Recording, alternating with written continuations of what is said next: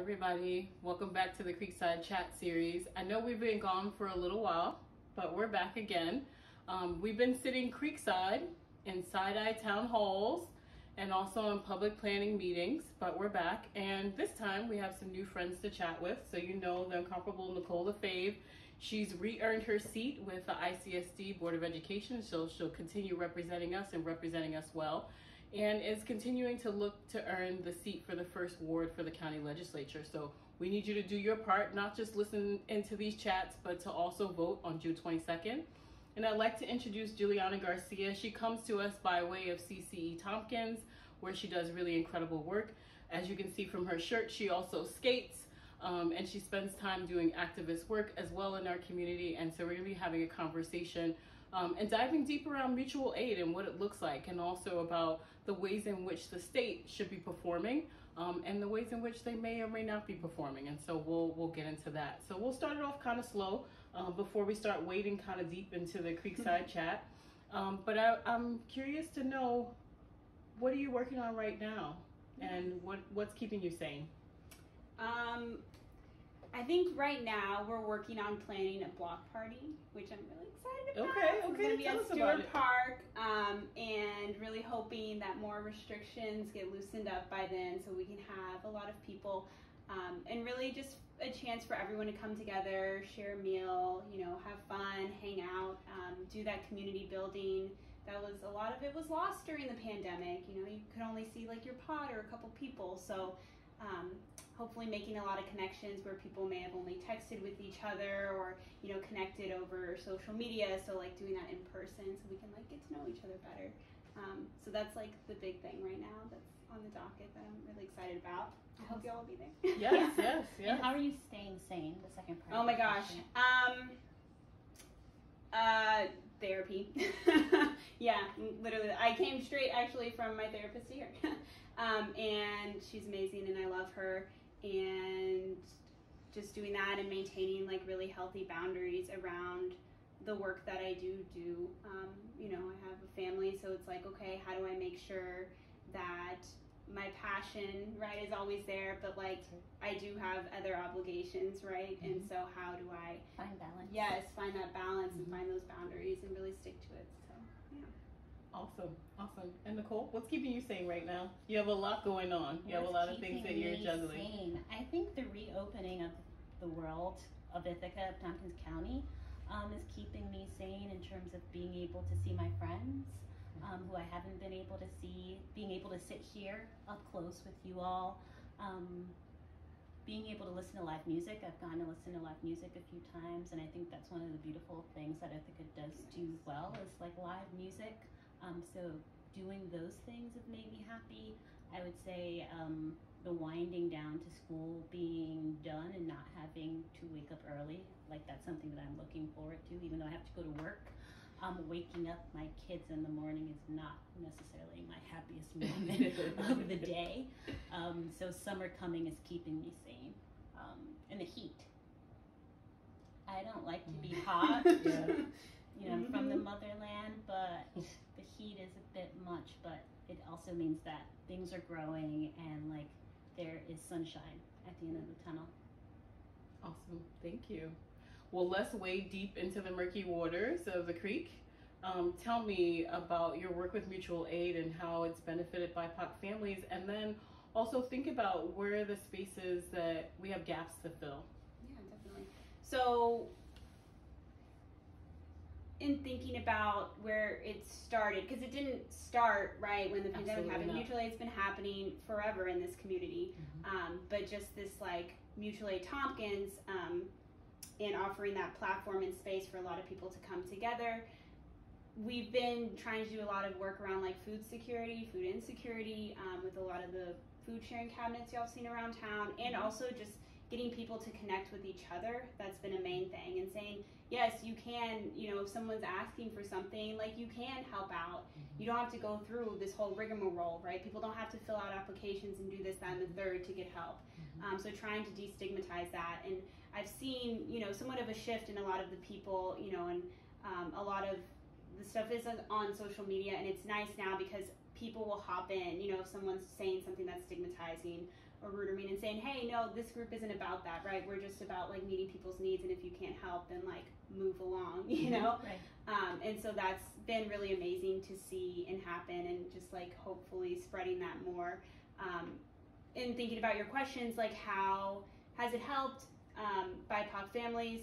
We were giving direct cash aid to people, and then we shifted to doing like solidarity funds, where we give to like organizations who are led by and working directly with BIPOC people. And so, yeah, it's just looked like a lot of different things. I think for like Black Lives Matter, Ithaca, like sending money there, because I think y'all were doing like direct money to families, right? And so plugging in the different places and, you know, sending the money out so it gets directly to people. Because, yeah, thinking about like the nonprofit industrial complex, right? Like so much money just gets lost in like, I don't even know what, you know?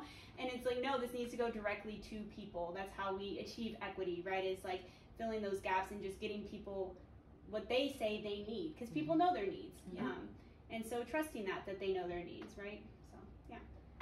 Awesome. Any gaps that you see that we could be filling besides, and you can, perfect. So, I mean, you could pick two. Tell us two gaps that need to be filled. Yeah. Oh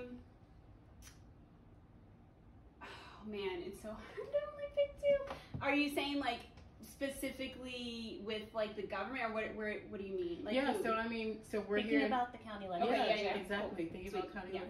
Yep. Yeah,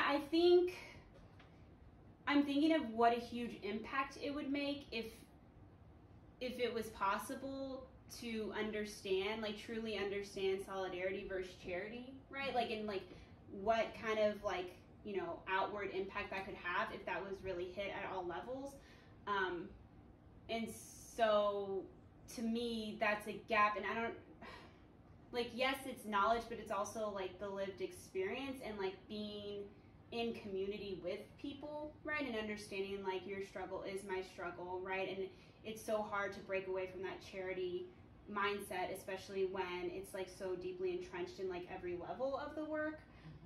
And so, yeah, that's something I really value about you, Nicole. And, you know, in the talk the other day, you're like, I'm myself. And like, even when people are telling me like I can't push against the status quo, like I'm going to. And I love that, right? Because it's like, that's what we need. We need people who do that, who get in office and say, this is not right. You know, what is happening? This is not okay. We cannot keep doing this. Because I think you just get caught in this like, well, it's how it is. Like, they did it, we have to do it, you know, it sucks, but like whatever. It's like, no, we don't need that, right?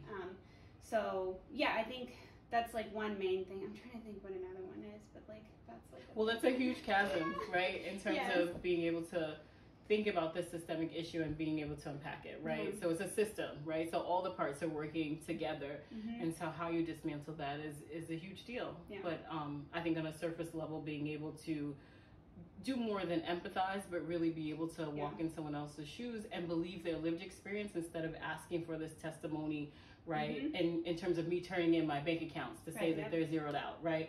You don't need me to perform in that way in order to receive help. And so definitely mutual aid has come, you know, through individuals and organizations that have been able to step up and say, we don't care about these things. What we do care about is that you receive the help that you need. And so here's the money so that you can move on and to do that and to do it in dignified ways. Yeah, and I think that was really important to Jamila and I and our other comrades when we did the mini grant for Black Lives Matter Ithaca, where we wanted to make sure that we were taking away any type of process that would require someone to prove how much of a bad place they're in. It wasn't our money. That's right. People donated it to us. So what we wanted to do was redistribute funds, because that is what equity looks like. So are there some people that are going to come along and they may not be using the money in the way in which they said? Of course they are. But again, we wanted to operate from the place of, this is for you. This is your lily pad. You do what you need to do with it. Hopefully you make good decisions with it. If you don't, then we did our part. We met you halfway.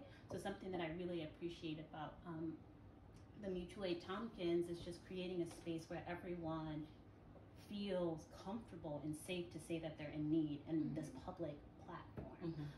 I think it's also created a space for new businesses, so thinking about news bites and being able to put their marketing and things of that nature, and starting a new business during a pandemic as well is really hard. So I think that mutual aid has done a great job of like creating community, and also people being able to ask questions that they don't know what the answers will be or how other people will respond, but they want to learn. And I feel like mutual aid has created that a sense of community, and which is hard when we're thinking about online too, because people are coming from different places, they're on different journeys, and I think a lot of people have also stepped up, thinking about the blue cabinets, just folks posting to let other people know when they're empty, asking people what they need. And that's something that I appreciated what you said, is like it's really important to ask people what they need, whether we're thinking about, you know, going to DSS and people needing housing benefits or SNAP benefits. The government typically operates from a place of telling people what they need versus asking them, and people feel empowered when they're able to make decisions based on what they think they need and what they want, versus the government saying, you know, you're a house of two, so $75 a month is enough. And it's like, have you ever lived off that much money? How far do you think that's going to go? So yeah, I think it's really important to always come from a place of, I don't know what I don't know, and I'm going to ask people what they need so that I learn more, because I can, like you said, I can empathize with you, but that doesn't mean that I know anything about your life experience. I just know you're going through a hard time, and it hurts to see you going through that, but I don't know exactly what's going on in the day-to-day. And especially what you were saying about like believing people, right? Like that's a big thing. So many times you see people trying to pick apart something, pick apart a story to find the holes, and it's like, just believe them. And, you know, going back to what you were saying, like, will they use that money for that, you know? And it's like, it doesn't matter. And also something we've been trying to talk to people about is like, people have been conditioned through these systems that they have to make up these like stories too, right? That's like a more exaggerated version, so that they can get what they want. So it's like, that's terrible. We shouldn't have to make people do that. So like, even just saying, you don't have to say what your need is for, right? Like, we believe you that you need this money, you need this, you need that, and like, you know, the community will figure it out. So trying to like, you know, chip away at that. And I can definitely relate to that personally. When I was on SNAP, I always, when I went into DSS, I would like put on my most ragged clothes and just play the part that I felt like I needed to play for them. And it's completely dehumanizing. It is, absolutely. It is. Absolutely. For sure. Were there gaps that you wanted to see our county be addressing as you move into assuming the seat? Sure. Hey guys, I'm in the middle of a meeting, but you can come in. Love you. It's now 6 o'clock.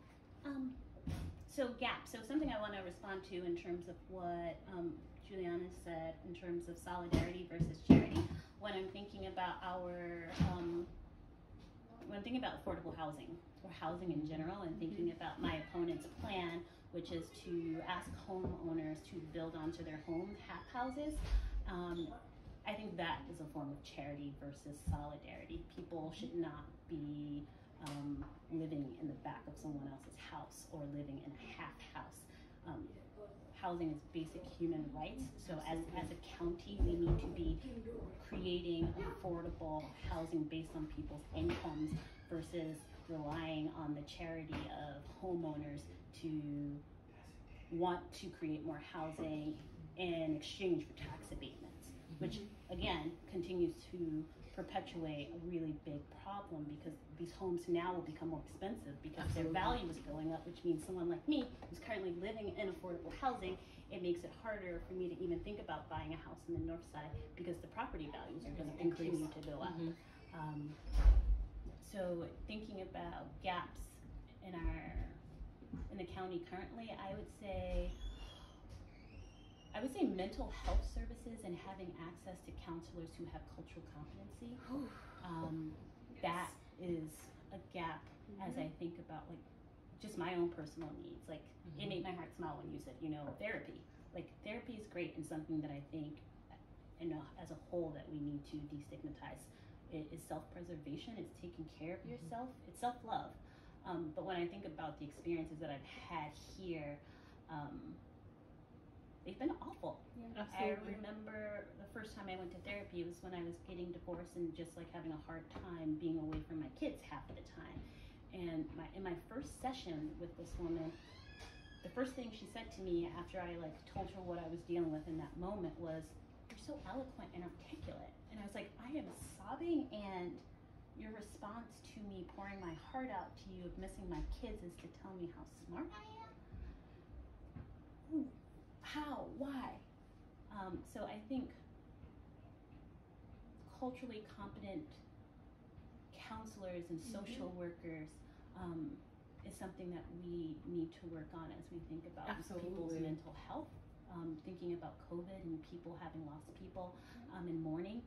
You need someone to talk to you through that.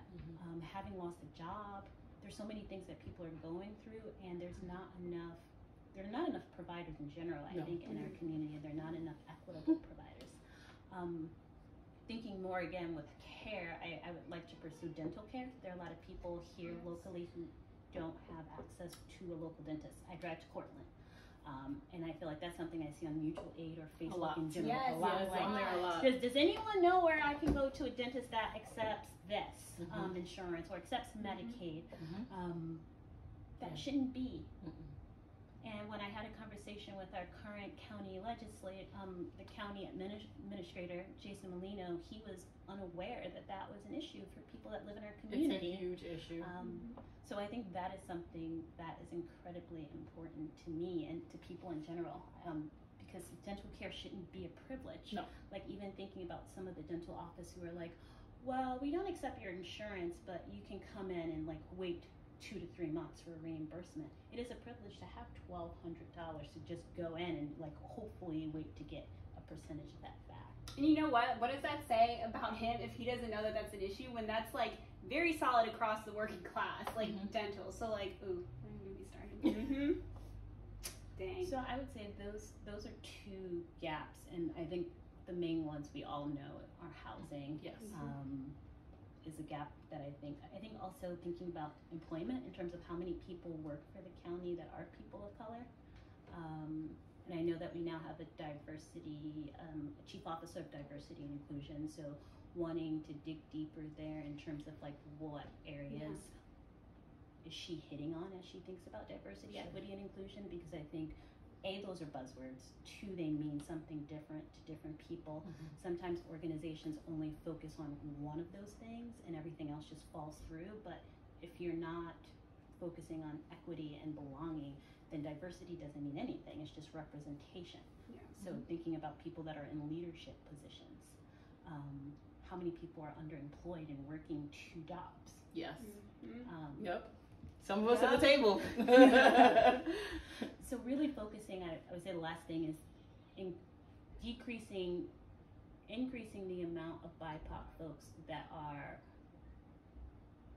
not working themselves into the ground to barely make ends meet. So as we think about job requirements and job descriptions that require people to have a master's degree when they really don't need a master's degree to do these jobs, I think the county could work with Cornell to employ more people that live here locally. You and I both know people that have tremendous lived experience and commute from way outside from other counties in order to come in and do really fabulous work. But at the end of the day, there's an opportunity cost to having to travel back to another community.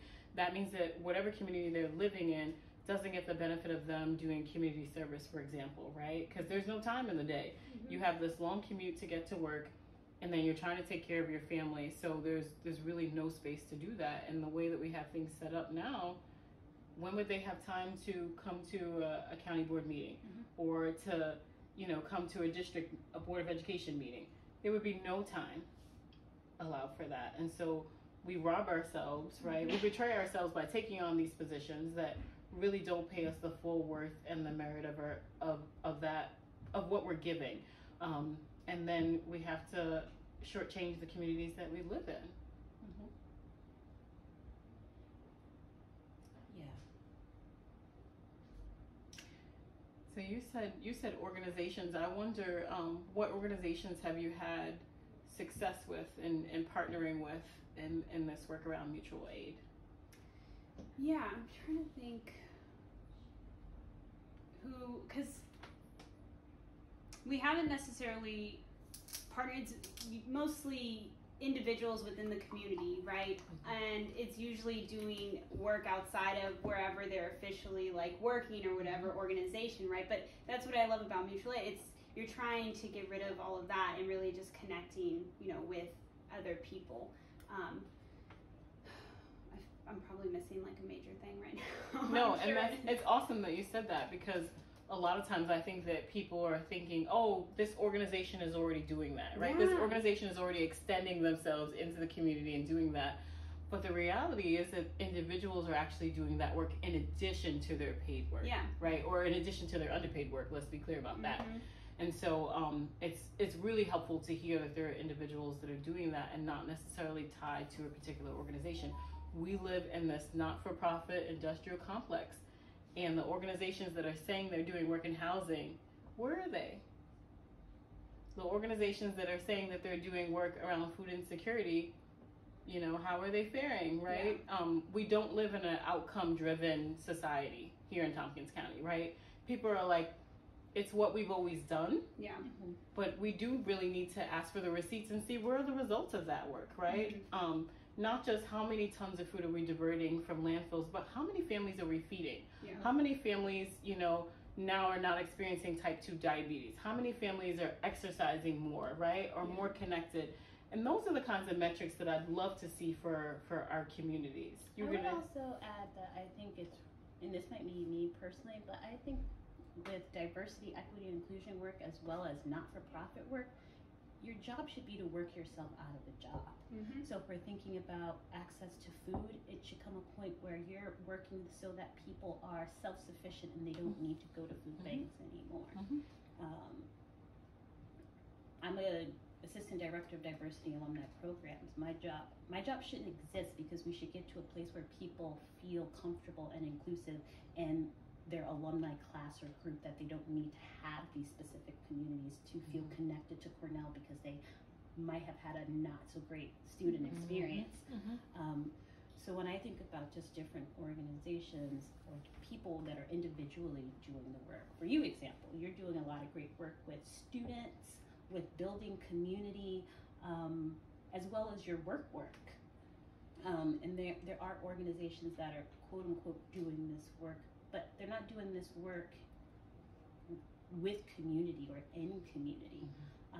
And I think sometimes folks are operating from different definitions of like what community is. Yeah, for sure. And I think that's problematic. So if we're talking about food equity, access to food, are we being culturally responsive and understanding what healthy means to different people? Are we being a bit patronizing when we say we want to do cooking classes, as if folks haven't been cooking for decades or years, or it's not a family tradition? The issue is people don't have the money to access food. It's not that they don't know how to cook meals. But again, are we asking people what they need, or are we assuming what the needs are? Yeah. Based on what our own personal experience is. Yeah, and I think everything gets made into something that's more complicated than it needs to be, right? It's like, just give people money. Like, just give people food. Like, I don't know, like, why do we have to go through all this rigmarole and create all these new things when, like, people just need a house to live in, they just need food, they just need, like, a basic income, right?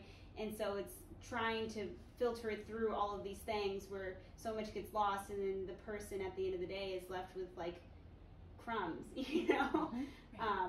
And also feeling like you have to hide the things that you do have. So when I think about, applying for IH&S or any affordable housing, they ask you about your assets and like what you have. And it's like, just because I need affordable housing doesn't mean that I shouldn't have access to a car. I shouldn't have to think that might be an issue for an agency. So I think sometimes there are barriers that are put in place for folks where they can't even access the things that they need. So an organization is actually not doing what they're supposed to be doing because they're complicating things when you should just be giving people what they need, and also operating from an honest system. Like something that I personally like about, for example, GAC camp is like having that honesty, like, you know, what bracket are you in? Instead of like, I want to see your FAFSA, I want to see your income taxes. People that are not doing so great already feel awful enough about not doing so great that they shouldn't have to rumble through and get copies of things to prove to people in an office that they need this. Like, no one's going to, I feel like very few people actually take advantage. Absolutely. And when you have more months than you have money, you know exactly how many coins are in your account or are not there. And so the fact that someone is actually asking that is such an invasion, right? It's so deeply personal that nobody should have to enter into that space, right? And there definitely should be an honor system where people can determine for themselves, right? I have a need, right? And once that gets expressed, it gets accepted, and we move on and we do the next thing, right? Absolutely. Well, I'm wondering, we're here taping CreekSide on a really warm day. What is your summer gonna look like? Oh my gosh. Summertime. Yes, well, hopefully a lot of skating, probably in the evening because it's too hot to go out. Some lake action, hopefully. And I don't know what else. Gardening. I really, really enjoy gardening. Awesome. I started last year and I was like, oh, this is amazing. Like, It's therapeutic. It is, yes. And then I actually have enough garden areas, so I deliver to my neighbors. Nice. Go around to my neighbors, and I'm like, okay, what do you want? Because I live with a lot of older people. Like, everyone's over 70 in my neighborhood, so I go take food to everyone. Nice. And it's just nice to see people and connect with each other. So yeah. What about y'all? I'm hoping to do another swim class. Hey. So I did a swim class 2 summers ago now, and it was 2 summers. And that was the first time I had attempted to swim in over 30 years. I almost drowned when I was 5 or 6, and just had PTSD around water, obviously, because it was an awful situation. And it just felt incredibly liberating to get over that hump, because in my mind that is just the way that I have pictured that I was going to die, is drowning. So being able to also enjoy something that my kids enjoy. All 3 of my kids know how to swim, so everyone is always like, Nikki, why are you taking the kids to the lake when you can't jump in and save them? And I'm like, oh man, I actually really do enjoy just eating pirate booties on the side. But I guess you're right, I should learn how to swim so if something bad happens. So I'm hoping to take another swim class because I enjoy being by the lake, and I think that's one of the beautiful things of being in Ithaca. Time off of work to just hit the reset button. Yes. I think that was one silver lining of the pandemic for most people. It's just pause. Yeah. Think about what I love, the things that I don't. How am I living? How am I seeking balance? I'm not sure balance is necessarily sustainable, but I think it's healthy to keep chasing after it. So I think that I'm just going to spend some time asking myself what's next for me professionally, work-wise, and then also just spending time with my kids, because they're getting older. My daughter's getting older. So while she still wants to spend time with me, I want to lean into that. For sure. Yeah, I think it's the same. Definitely growing food. I also have older neighbors. I don't necessarily share all of my food because the animals do enough sharing for both of us, where I'm just like, how about you eat some for you and don't eat my portion, right? And then I think on top of that, just spending time. I have a niece who's 13, and so I'll be spending some time with her this summer, which I'm really excited for. She still thinks that I'm exciting, and so I'm happy to do all the crazy YouTube videos and all the TikTok videos that she's really enjoying nowadays. And the same, lakeside, just, making my little seafood boils and having a good old time fishing at the lake. So it'll be fabulous. I'm excited. Your hair looks great.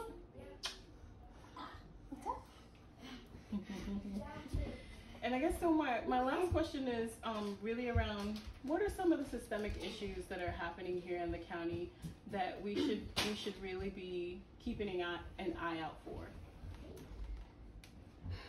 Yeah. Oh my gosh. Yeah, you go first.